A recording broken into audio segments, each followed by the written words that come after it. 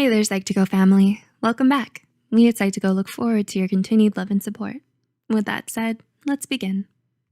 A lot of us feel like we don't deserve to have our dreams come true or have good things happen to us.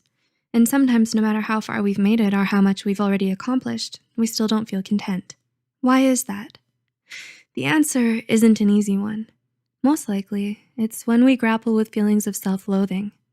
Self-loathing is defined as hatred for oneself that often manifests as anger, self-sabotage, a negative view of oneself, and low self-esteem. It's important for a person to be aware of their feelings and attitudes towards themselves so they can start to change for the better.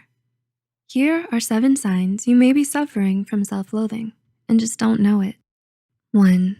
You tear yourself down. Self-hate makes you your own worst critic. Keeping an eye on your shortcomings is a good thing, but not allowing yourself room to breathe stems from an immense dislike for your current self. You think extremely harsh things about yourself and indulge in self-pity a lot, so much that tearing yourself down has become a daily habit for you. Everyone makes mistakes, but you're so hard on yourself that you can't forgive yourself when you mess up. You're quick to blame yourself whenever something goes wrong, even if it's not your fault. You never commend yourself for a job well done, but rather criticize yourself for even the tiniest of mistakes. You're plagued by feelings of guilt, worthlessness, and inadequacy that manifest themselves as frequent complaints about yourself and your life. 2. You feel insecure around others. If you find that other people make you feel insecure about yourself a lot, it might be time to ask yourself why. Most likely it's because you're constantly comparing yourself to them and feeling like you'll never be able to measure up, no matter what you do. Subjecting yourself to this kind of harsh judgment is a definite sign that you hate yourself. When you look at someone else, you always focus on all the things that they have that you don't, and it makes you ungrateful for all the good things you do have. You can't help but feel bad about yourself whenever you're around someone who's happy, confident, smart, attractive, or successful. 3. You neglect your self-care. Do you want your loved ones to be happy and taken care of? Chances are you probably answered yes right away, because when you love someone, you want what's best for them. So if you really loved yourself, you'd want that for you too. This is why neglecting your self-care is a form of self-hatred. You don't sleep well, you're not eating right, you don't exercise, you don't try to look nice for yourself, and you don't do things that make you happy. It's not that you don't have the time or can't be bothered enough. It's more about refusing yourself the pampering because of a deep-seated grudge with yourself. Since your insides are at war with you, it only seems right to let yourself show it outwardly as well. So when you look in the mirror, all you see is a haggard reflection, unworthy of love, and that's how you like it. 4. You don't let yourself be happy. You're a pessimist who's quick at finding the negative aspect in every situation. You're wary of compliments or praise because it seems mocking. You don't see yourself in a positive light and refuse to believe what others say. However, you do take their criticism to heart because it reinforces your view of yourself.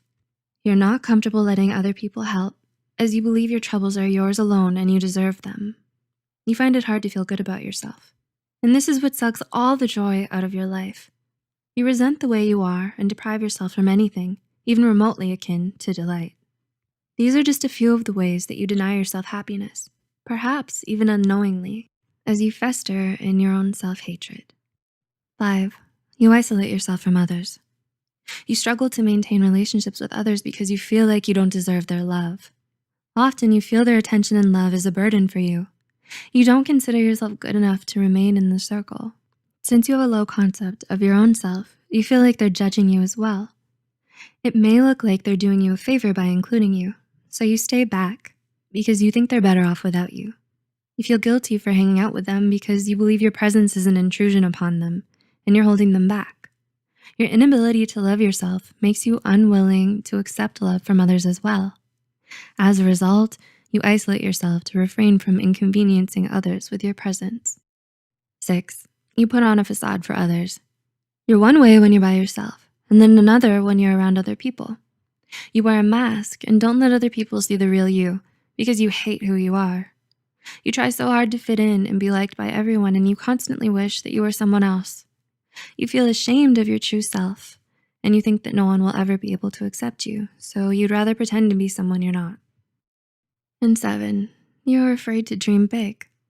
Having ambition and dreaming something big for yourself scares you. You smother your own hopes and aspirations because you think you'll never be able to achieve them, so what's the point? You look down on yourself and all that you can do and refuse to leave your comfort zone. The possibility of failure and rejection terrifies you. You easily feel discouraged and worthless the moment you encounter a setback.